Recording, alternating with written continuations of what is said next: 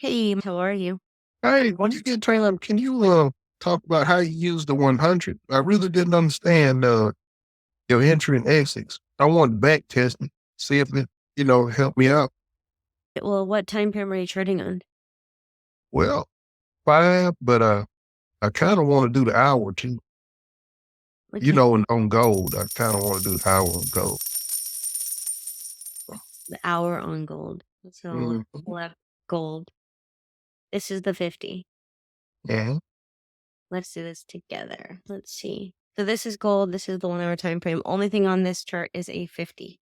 And granted, we know we would add the MACD. Um, if I add a moving average 100, all this is doing is taking out some of the noise. Like right here, this happens to be a super smooth move. We know that's not going to be the case necessarily on the 5 minute, but I just think it's worth mentioning. Consolidation is still going to beat you up. And it might beat you up even a little bit more unless you're really following through with the continuation concept. If it's not continuing, you're not taking it. If it's not continuing, you're not taking it.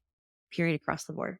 But so right now, what with the 50? Here, let's simplify this a little bit. Let's make this a little bit thinner. 20, oh, yeah, 2. So here's our 100, here's our 50. The benefit of using the 100, for example, and you can use the 3 or the 8, I'll put on the 8. The 8 and the 100. So we'll make this gold. Gold. And there's tons of, I think it's VP who says, look, if you're going to use 2 moving averages, you may as well just use the slower one or the faster one. There's tons of videos about that concept too. I super agree with the majority of them. But I'm saying for visualizing and to be able to see what you're trying to see. So is it the only way? No. Is it late? Is it early? There's tons of controversy about it. Sure. But to be able to see, hey, look, I'm only looking for buys. So for example, the 8 crosses the 50, a little bit later than the 3, fine, but is here. The 8 doesn't cross the 100 till here. So you kind of skip this little consolidation. Let me turn off auto scroll. This is perfect, but this comes into range. I got to find somewhere it's going to keep coming into range. This comes into the 50 range a lot more. So it's coming in all of this interaction, all of this interaction, this interaction.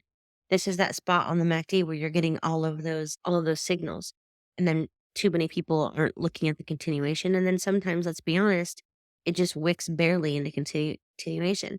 But if you added something like the 100 or use something like the 100 instead, when you do get this, for example, 8 crossing the 50, which is only slightly different than the 3, you're not getting any continuation. So now you're not going to get fooled into this buy, but you would have got fooled into this buy if you were trading at 50. You would have definitely taken this buy, but you would not have mistakenly taken this one had you been using the 100.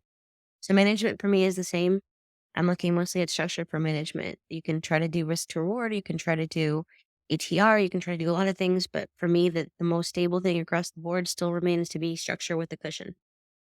Now I can't make the math always line up to it, but me trading with structure with the cushion equals 70, 80, 90, 90 something percent accuracy on almost any strategy that I'm using. Almost any strategy. I do exceptionally well. The more I try to trade with that, singular candles back or maybe an ATR, I can't keep it in the 70s and 80s in accuracy, not in live testing or in back testing. But I have yet to duplicate that effectively in real time. Some of it back tests well, but won't forward trade well. So there's a couple of settings that will, like if you're trying to do that kind of management, it'll back test just fine. But in forward trading, not as much. Keep in mind, there's tons of fees. There's tons of other things that go into that. And because you're so exact, those fees are really the fees and then the swings in terms of the slippage in the market itself.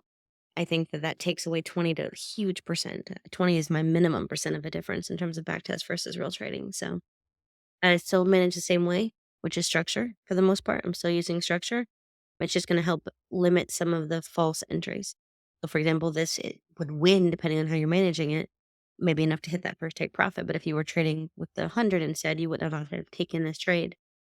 Same thing here. You don't really get an entry. Here, you'd skip this. Here, you took this. It's just slightly slower. It's not faster. Everybody wants faster. So I know I'm probably doing the exact opposite thing of what everybody is saying they want. But I think it's worth mentioning because if the exact problem that so many people are having is what? It's over trading. and not knowing when to stop and not knowing which ones to take and not take, I think the 100 moving average would help simplify that a little bit.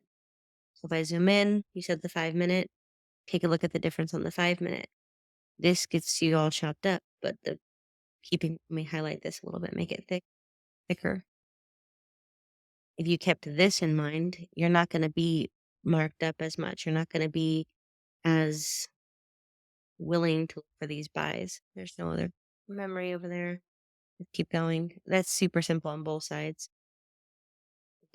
All of this time, this is not a losing trade, but it's losing for many people because they're trying to have super tight management. This would have lost if the spread opened up. This would have lost based off of how they were managing it. This would have lost based off of time trading. This would have lost by so many reasons. Technically, it won, but because you got stuck in this trade during this time, whereas something like this kind of cleans it up. Just the counter narrative. This means you enter and it's moving. Not always, because it is later. It's later, not earlier. The same thing here. You buy here. It's a better entry, actually, for the 50 by far. Not by a whole bunch, but by a nose. Here's the 100. The 50 would have you activate because you have the continuation. The 100 would have you only activate buys here. So I just think it's worth looking at. There's so many different things we can put on this chart that I think mess people up. But if it helps you see things, then it's worth it. The buy sell lines, remember, it's just the zigzag with the structure. It's nothing fancy. But if it helps you see stuff, the parabolic SARs, there's so many things. The 8 and 18 moving averages, that's that more faster entry, right? That super faster entry that's not quite as fast as like the 3 and the 9, but it's going to help you catch this move and this move up. It's going to just catch these two swings. But in this area, it's going to beat you up. It's going to keep beating you up. It's going to help you catch here versus here kind of concept. But does that answer your question? Oh, yes, it does. Thank you. You are welcome.